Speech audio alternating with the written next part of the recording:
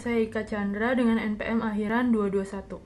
Perkenalkan, saya Friska Ferida Putri Haryono dengan nomor NPM 240130410028. Perkenalkan, nama saya Evi Dia Puspitasari dengan NPM akhir 214. Perkenalkan, nama saya Naila Oktavira dengan NPM 240130102556. Sebelumnya perkenalkan, nama saya Kija Syagian dengan nomor NPM belakang 293.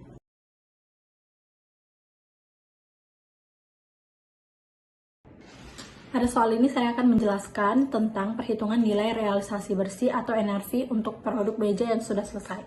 Nah, pertama itu kita mempunyai data untuk masing-masing jenis meja, yaitu biaya FIFO, harga tahun 2023, dan juga estimasi biaya penyelesaiannya.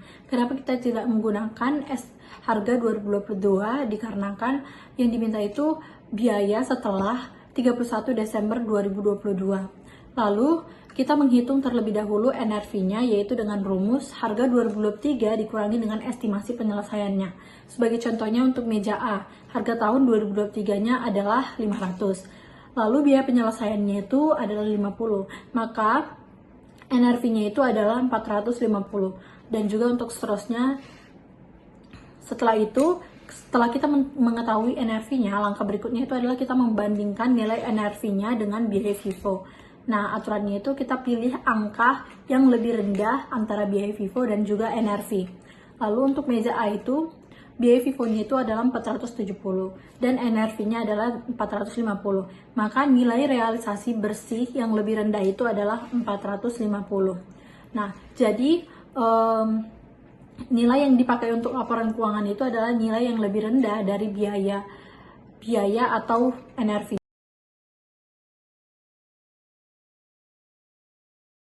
Saya akan menjelaskan terkait dengan soal tersebut. Jadi, soal ini menghitung bagaimana allowance to reduce inventory atau NRV atau cadangan penyesuaian nilai persediaan ke NRV. Maka dalam tabel tersebut kita dapat melihat bahwasanya ada beberapa jenis bahan persediaan. Yang pertama adalah aluminum siding, cedar sheet siding, overhead, glass doors, and terminal windows. Masing-masing barang memiliki 3 data penting. Yang pertama adalah cost atau biaya perolehan, NRV atau net realizable value atau nilai realisasi bersih, dan kemudian LCNRV atau lower of cost or NRV atau nilai lebih rendah antara biaya dan NRV.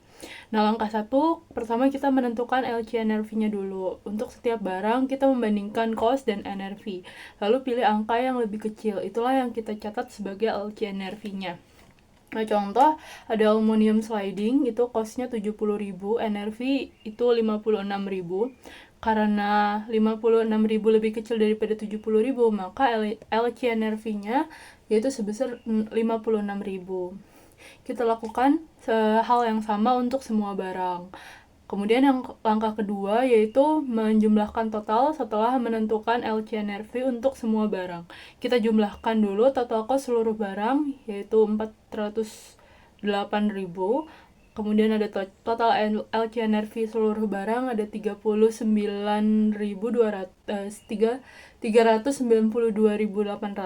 Kemudian yang langkah ketiga kita harus menghitung allowance yaitu selisih antara total cost dan total LCNRV.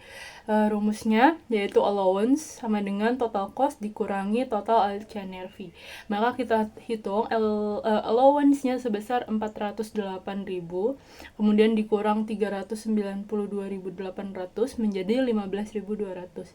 Jadi pada tanggal 31 Mei 2022, cadangan yang harus dibentuk untuk menurunkan nilai persediaan adalah 15.200. Jadi pada kesimpulannya, kita selalu mencatat nilai yang lebih rendah di antara cost dan NRV untuk setiap persediaan. Selisih totalnya menunjukkan berapa allowance yang harus dicatat supaya laporan keuangan lebih akurat. Maka ini penting agar aset kita tidak dinilai lebih tinggi daripada nilai realisasi sebenarnya. Di sini saya akan menjelaskan P2A2, yaitu menentukan jumlah keuntungan atau kerugian menggunakan metode kerugian. Nah, diketahui allowance lamanya itu 27.500 dan allowance barunya 15.200. 15.200 ini didapatkan dari perhitungan pada poin A1. Nah, karena allowance barunya ini lebih kecil daripada allowance lama, maka perusahaan mengalami gain atau tingkat kerugiannya berkurang. Rumus dari gain sendiri itu allowance lama dikurangi dengan allowance baru. Jadi 27.500 dikurangi dengan 15.200 hasilnya 12.300. Jadi perusahaan mengalami gains 12.300. Jika allowance baru lebih besar dari allowance lama, maka perusahaan mengalami loss atau cadangan rugi yang besar. Dan jika allowance baru itu lebih kecil daripada allowance lama, maka perusahaan mengalami gain atau cadangan rugi yang berkurang. Nah, misalnya tahun lalu takut karena barang yang ada di perusahaan tersebut mengalami nilai yang turun. Jadi, tahun lalu menyebabkan tabungan cadangan sebesar 27.500. Tapi setelah dicek tahun ini, ternyata cukup nabung 15.200 aja. Jadi, perusahaan punya sisa tabungan yang bisa dipakai untuk hal lain itu sebesar 12.300.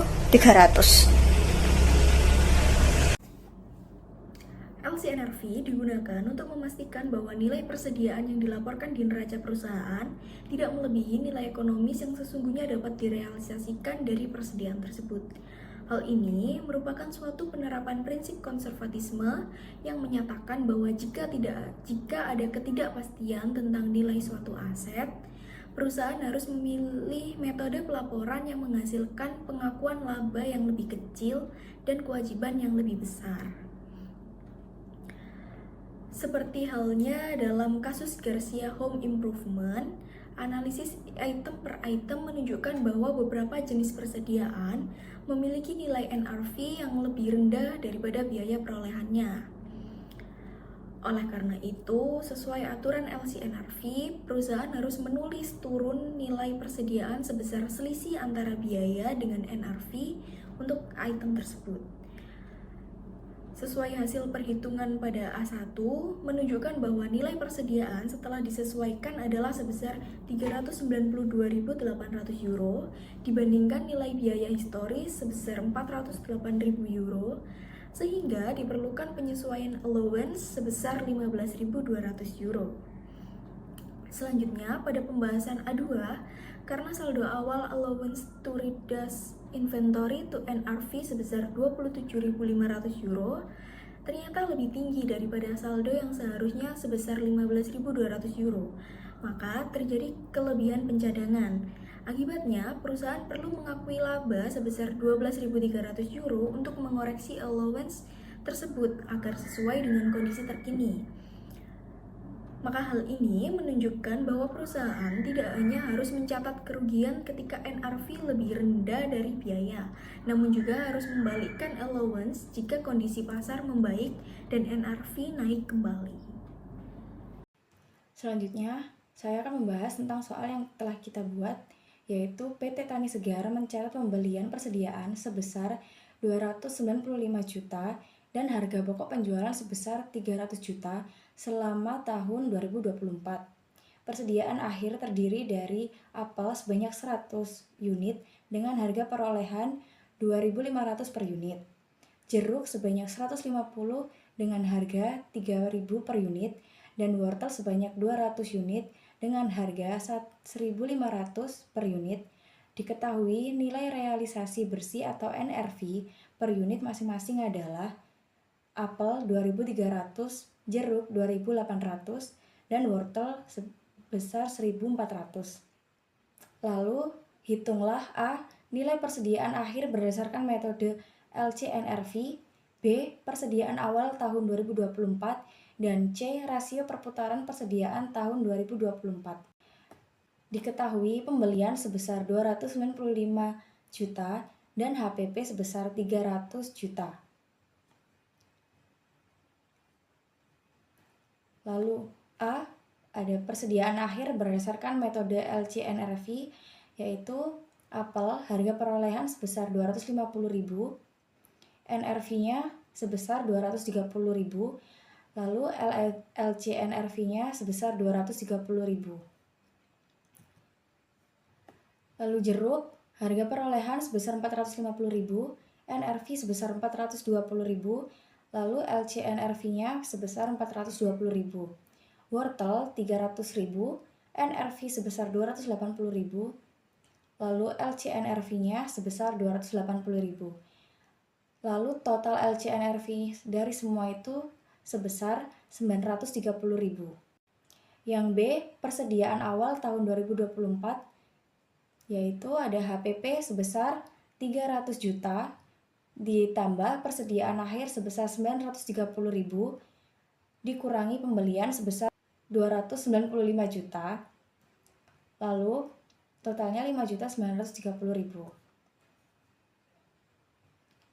Kemudian yang C, rasio perputaran persediaan, yaitu dengan rata-rata persediaan sama dengan persediaan awal ditambah persediaan akhir dibagi 2, yaitu sebesar 5.930.000 ditambah 930.000 dibagi 2 dengan hasil 3.430.000. Lalu inventory turnover RA sama dengan HPP per rata-rata persediaan, yaitu 300 juta per 3.430.000 dengan hasil 87,46. Jadi dalam setahun persediaan rata-rata PT Tani Segar berputar atau terjual dan tergantikan sekitar 87 kali.